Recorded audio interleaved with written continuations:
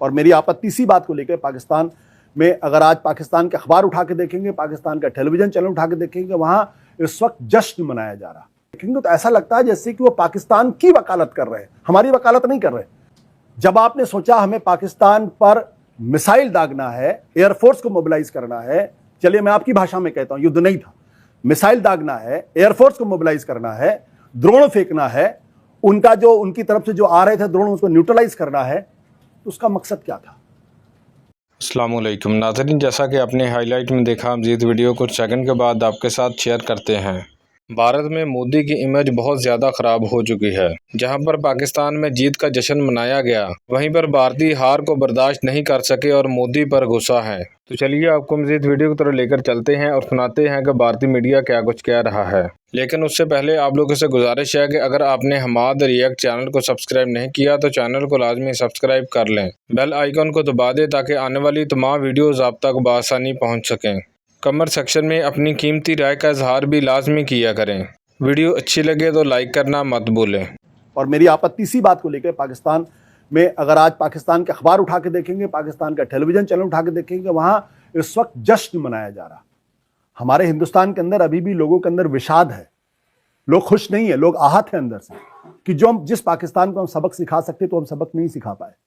तो मुझे जब मिसाइल चलते हैं तो मुझे हमेशा डर लगता है, वो मिसाइल मेरे घर पर भी गिर सकता है, लेकिन वो इनएविटेबल है, वॉर में वो होगा, इसलिए वो एक अलग तरीके का प्रश्न है।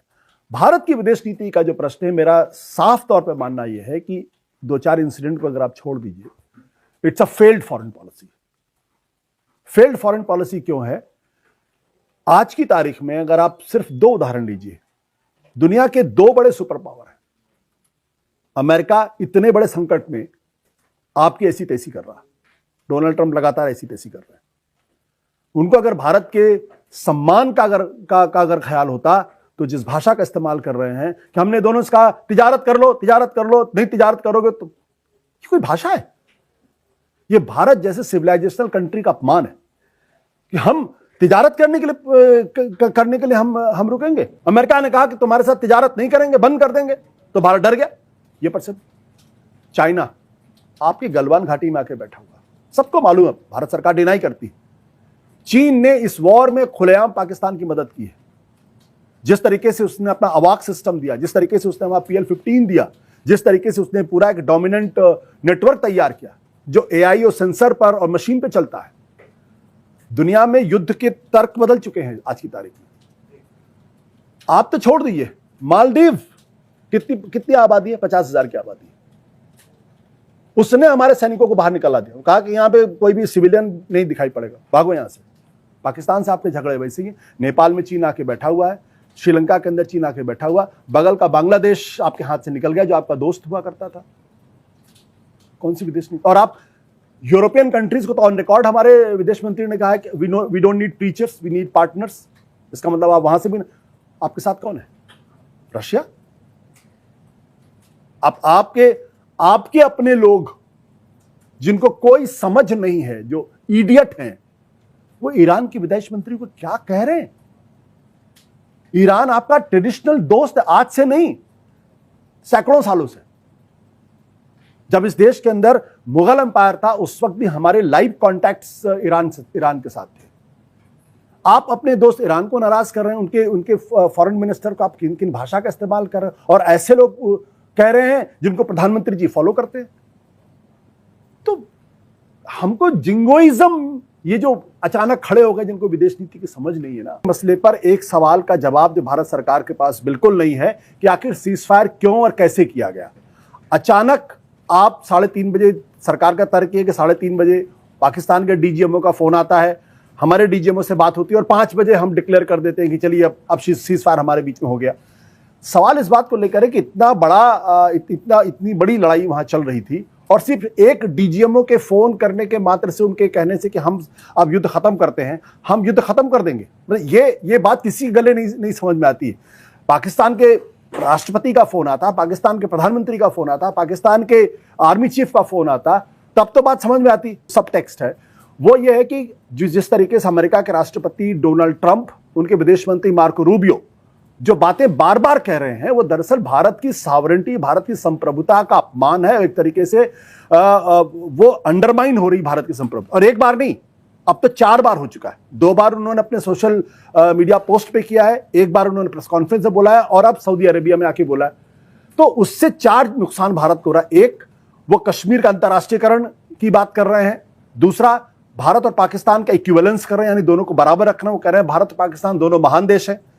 तीसरा, भारत और पाकिस्तान के बीच मीडिएशन की बात कर रहे हैं। अब आप सोचिए, भारत और पाकिस्तान के बीच में मीडिएशन, जो भारत की आजादी के बाद की बड़ी स्टेटेड फॉरेन पॉलिसी पोजीशंस है कि हम अपने मामलों में किसी तीसरे देश की दखलंदाजी नहीं बर्दाश्त करें। और चौथा, इस घटनाक्रम के बाद डोनाल्ड ट्रंप की वजह से भारत और पाकिस्तान के रिश्ते हाइफनेटेड हो गए हैं।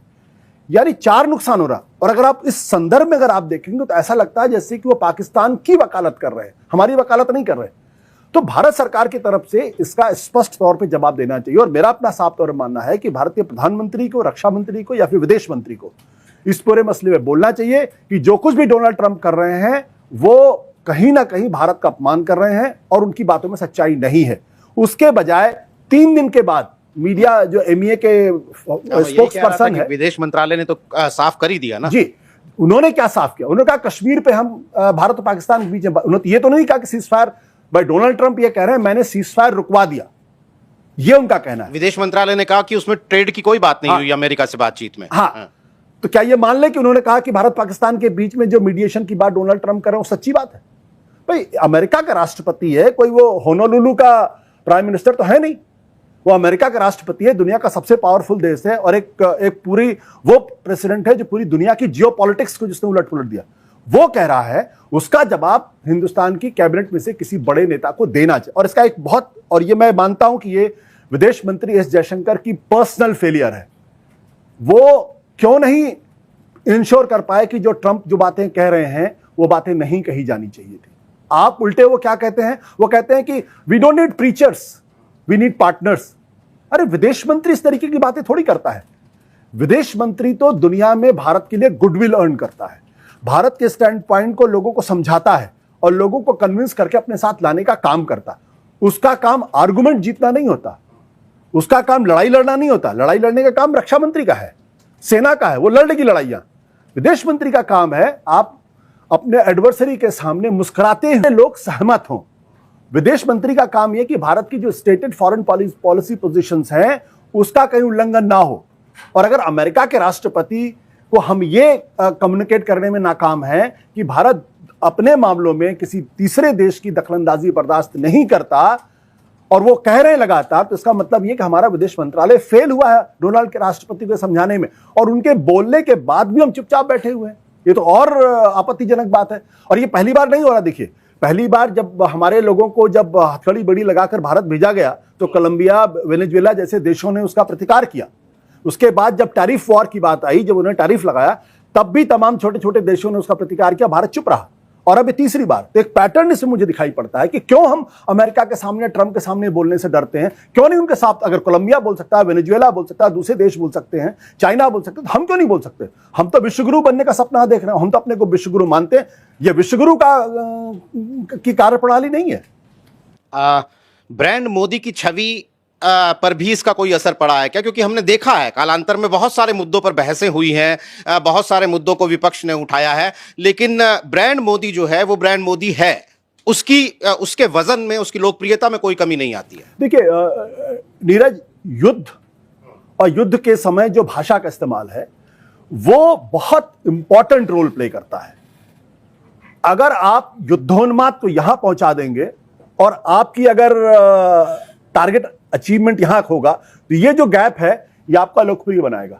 आज की तारीख में अगर आप जाके तमाम जो सोशल मीडिया प्लेटफॉर्म्स हैं उन पे अगर आप देखेंगे, जो दक्षिणपंथी लोग जो प्रधानमंत्री नरेंद्र मोदी का गुणगान क्या करते थे, अंधभक्ति क्या करते थे, आज वहां पे किस तरीके की टिप्पणियां हो रही, मैं नाम नहीं लेना चाहता हूं, जिस भाषा का इस्तेमाल वहां हो रहा है वो इसलिए है क्योंकि जब आप कहेंगे आर पार की लड़ाई होगी, इस बार तो मिट्टी में मिला देंगे, समझना चाहिए युद्ध क्यों, सबसे बड़ा सवाल ये। और ये सवाल कोई नहीं पूछ रहा। जब आपने सोचा हमें पाकिस्तान पर मिसाइल दागना है, एयरफोर्स को मोबिलाइज करना है, चलिए मैं आपकी भाषा में कहता हूं, युद्ध नहीं था, मिसाइल दागना है, एयरफोर्स को मोबिलाइज करना है, ड्रोन फेंकना है, उनका जो उनकी तरफ से जो आ रहे थे ड्रोन उसको न्यूट्रलाइज करना है, तो उसका मकसद क्या था?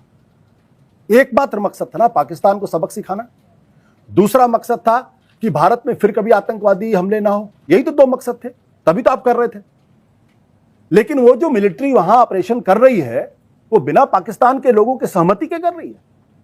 मतलब हम अनरेस्ट्रेन्ड हैं, नॉन एस्केलेटरी है। इस भाषा का क्या मतलब है? आर्मी चीफ है, उसका जो स्पोक्स पर्सन है और उसका जो नेशनल सिक्योरिटी एडवाइजर है, वो जिस भाषा का इस्तेमाल कर रहे हैं वो दूसरे मदीना की बात कर रहे हैं कि एक प्रॉफिट ने एक मदीना बनाया था और अब पाकिस्तान दूसरा मदीना है। वो आर्मी जो है वो आने वाले दिनों में और कुछ भी कर सकती है। बस मैं इतना ही कहूंगा, ज्यादा नहीं कहूंगा। सर, तो आपको हम लोग हमेशा सुनते रहे हैं, पूरा एक षड्यंत्र था भारत को ट्रैप में लेने का कि आप मैं पहलगाम में था जब 22 को एक घटना हुई है। मैं 20 तारीख को पहलगाम में था और वहां पे नहीं था जहां पे हादसा हुआ। 21 तारीख को मैं रात को मन लौटा और 22 तारीख को यह हादसा हुआ। आपने विदेश नीति को लेकर कहा कि ट्रंप का ये कहना, इस तरह से कहना, पब्लिकली आकर कहना विदेश नीति का फेल हो जाना है। लेकिन तब भारत की विदेश नीति हिट हो जाती है, जैसा कि रिपोर्ट्स मैंने भी पढ़ा है, आपकी भी जानकारी में होगा कि अमेरिका डायल करता है इंडिया को और बोलता है कि पुतिन से आप बात करिए और न्यूक्लियर अटैक को रुकवाइए, क्योंकि पुतिन ऐसा करने जा रहे थे। जो CNN और तमाम ऐसे अमेरिकी मीडिया, युद्ध मुझे एक्साइट कतई नहीं करता, क्योंकि मैं जानता हूं कि हर मिसाइल, हर ड्रोन अटैक के बाद कहीं कोई मर रहा होगा, चाहे वो भारतीय हो चाहे वो पाकिस्तानी हो।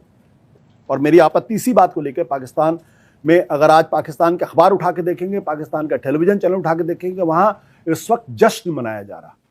हमारे हिंदुस्तान के अंदर अभी भी लोगों के अंदर विषाद है, लोग खुश नहीं है, लोग आहत हैं अंदर से कि जिस पाकिस्तान को हम सबक सिखा सकते तो हम सबक नहीं सिखा पाए। तो मुझे जब मिसाइल चलते हैं तो मुझे हमेशा डर लगता है। वो मिसाइल मेरे घर पर भी गिर सकता है, लेकिन वो इनएविटेबल है, वॉर में वो होगा। इसलिए वो एक अलग तरीके का प्रश्न है। भारत की विदेश नीति का जो प्रश्न है, मेरा साफ तौर पर मानना यह है कि 2-4 इंसिडेंट को अगर आप छोड़ दीजिए, it's a failed foreign policy. Failed foreign policy क्यों है? आज की तारीख में अगर आप सिर्फ 2 उदाहरण लीजिए, दुनिया के 2 बड़े सुपर पावर हैं। अमेरिका इतने बड़े संकट में आपकी ऐसी तैसी कर रहा, डोनाल्ड ट्रंप लगातार ऐसी तैसी कर रहे हैं।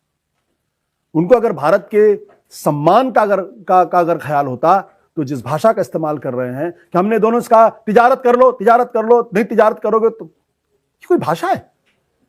ये भारत जैसे सिविलाइजेशनल कंट्री का अपमान है कि हम तिजारत करने के लिए हम रुकेंगे। उससे भारत का नुकसान हो रहा। डिप्लोमेसी वो होनी चाहिए कि सामने वाले को पता ही ना चले कब उसकी जमीन उसके हाथ से खिसक गई। चीन में एक कहावत है, युद्ध शुरू होने के पहले जीती जाती है। जो युद्ध शुरू होने के बाद जीतने का सपना देखते हैं वो कभी विजय नहीं पाते। और इसीलिए चीन देखिए, जब 1962 का वॉर हुआ तो वॉर के बाद किसी ने माओ से पूछा कि भाई आप तो जीत सकते थे, आप क्यों वापस लौटाए? बोले I wanted India on the negotiating table, यही हमारा ऑब्जेक्टिव था, और वो लेके आ गए नेगोशिएटिंग टेबल। तो उनकी रणनीति स्पष्ट थी। मैं फिर ये कहता हूं, हम सब भारतीय हैं, हम सब सरकार के साथ हैं, हम सब अपनी सेना के शौर्य पर हमें गर्व है। ऐसी स्थिति रही या युद्ध हुआ, इसमें चीन की भूमिका क्या रही? हमने देखा चीन के हथियार पाकिस्तान ने इस्तेमाल किए, ऐसा क्लेम किया गया सोशल मीडिया पर, और ये भी देखा गया कि भारत सरकार का क्लेम था कि राफेल से उन हथियारों को, मतलब राफेल मजबूत साबित हो गया इस सब मामले में। तो कूटनीतिक तौर पर या स्ट्रेटेजिक तौर पर चीन जो एक खतरे के तौर पर हमारे सामने आया, उसको कैसे टैकल किया इस दौरान हमने? क्या केवल एक्स हैंडल को विथहेल्ड करके? देखिए, चीन बहुत ही ट्रिकी मामला है। आपका पड़ोसी भी है और उसकी जो इकोनॉमी है वो 19 to 20 ट्रिलियन डॉलर है। ये समझना पड़ेगा, 20 ट्रिलियन डॉलर की इकोनॉमी। हम कितने हैं? शायद अब 4 ट्रिलियन डॉलर, यानी 5 गुना ज्यादा बड़ी अर्थव्यवस्था है वो अपने अर्थव्यवस्था का 1/4 या एक 5वां हिस्सा वो पूरे डिफेंस में लगा सकता, हम नहीं लगा सकते। तो चीन को हमें टैकल करना। दूसरा, चीन आज की तारीख में टेक्नोलॉजिकली अमेरिका को लगातार कंपीट कर रहा। आपने देखा किस तरीके से इलेक्ट्रिक इंजन के मामले में उसने अमेरिका की दुकान बंद, टेस्ला की दुकान बंद कर दी उसने। उसका जो BYD है वो सस्ता भी है, इसके अलावा आप वो लेकर आए थे, क्या नाम है, आर्टिफिशियल इंटेलिजेंस, चैट जीपीटी। आप अगर $6 बिलियन बना रहे थे तो $6 मिलियन बना रहा है और ज्यादा इफेक्टिव है डीप सीक। टेक्नोलॉजिकली आज की हमें कहते हुए अफसोस होता है, लेकिन हम टेक्नोलॉजिकली भी हमें जो है वो चाइना को कम्पीट नहीं कर सकते। अमेरिका को मुश्किल हो रही, इकोनॉमी में तो हम कहीं है ही नहीं उसके सामने। वैसे में हमें अपनी डिप्लोमेसी को इस तरीके से कंडक्ट करना चाहिए ताकि हम चाइना के साथ एक फंक्शनिंग लिविंग रिलेशनशिप बना सके। वो हमारा दुश्मन है, दुश्मन रहेगा, लेकिन उसके बावजूद भी ऐसी स्थितियां नहीं होनी चाहिए कि वो पाकिस्तान के पाले में जाके खड़ा जाए। हमारी फेलियर यह है कि चाइना आज पाकिस्तान के साथ मजबूती के साथ खड़ा हुआ और उसने ऑन रिकॉर्ड उसके विदेश मंत्री ने जाके आसिफ अली जरदारी से जाके कहा कि we'll support the sovereignty of Pakistan. और अब ये तो खैर इन्वेस्टिगेशन का विषय है कि चीन ने कितने हथियार पाकिस्तान को दिए, या वाकई में पाकिस्तान लड़ रहा था या चीन लड़ रहा था। ये सारे बहुत सारे खुलासे अखबारों में आ रहे हैं, मैं उन अटकलों पे नहीं जा रहा हूं, बट लेकिन ये सच्चाई है कि उनके लोगों ने मदद की है पाकिस्तान की और जम के मदद की है। चीन को टैकल करने का तरीका अलग होना चाहिए और चीन पे कभी भरोसा नहीं कर सकते। जो तरीका राजीव गांधी की सरकार के बाद नरसिम्हा राव ने आगे बढ़ाया था, जिसको अटल बिहारी वाजपेयी ने बढ़ाया था, वो तरीका सही है, जहां की जिसे कहते हैं कोल्ड वॉर के जमाने में एक वर्ड था देता या पीसफुल कोएग्जिस्टेंस, कि हम एक दूसरे कि हमारे हित एक दूसरे से टकराएंगे, लेकिन हमें युद्ध करने की जरूरत नहीं है। हम आपस में एक दूसरे के एडवर्सरी होते हुए भी, कॉम्पिटिटर होते हुए भी हम आपस में रिश्ते बना के रख सकते हैं और बियॉन्ड अ पॉइंट हम उस तनाव को नहीं। मुझे लगता है ये सबसे अच्छी रणनीति है। और हमारे टेलीविजन चैनल्स जो रोज कहते हैं कि ड्रैगन को तो हाथी ने उठा के पटक दिया, अब तो ड्रैगन कांप रहा है, चीन के यहां मतलब थर हो रहा है, ये बेवकूफ़ी की बातें, मतलब बहुत ही बेवकूफ़ी की बातें हैं। अच्छी चीज़ क्या है, पिछले दिनों जब डोनाल्ड ट्रंप ने टैरिफ वॉर किया, टैरिफ लगाया, तो चाइना की तरफ से बहुत ही सिग्निफिकेंट स्टेटमेंट आया था, dragon and elephant can dance together. ये जो सेंटेंस है, ये चाइना की तरफ से मैसेज है कि let's come together and fight America, use that. लेकिन अगर आप एक तरफ जाके कहते हैं कि अब की बार ट्रंप सरकार, तो चाइना तो नाराज होगा। तो ये बैड फॉरेन पॉलिसी, ये दरअसल दर्शाता है कि हमारी फॉरेन पॉलिसी जिन लोगों के हाथ में है उनको शायद विदेश नीति के बारे में कौ भी नहीं पता। लेकिन चीन के नेताओं के संग भी तो झूले गए ना, वो भी तो नीति का ही। तो जो झूले उनसे पूछिए कि उसके बाद क्यों गलवान हुआ, झूले झुलाना सही था या गलवान सही था। ये तो आपको भाई 1962 की लड़ाई ने हमको ये समझा दिया कि चीन पे भरोसा नहीं कर सकते, उसको झूला नहीं झुला सकते, उसके साथ as a matter of fact ही रिलेशनशिप हो सकती है। क्या आप एक दूसरे के सामने आइए, मुस्कुराइए और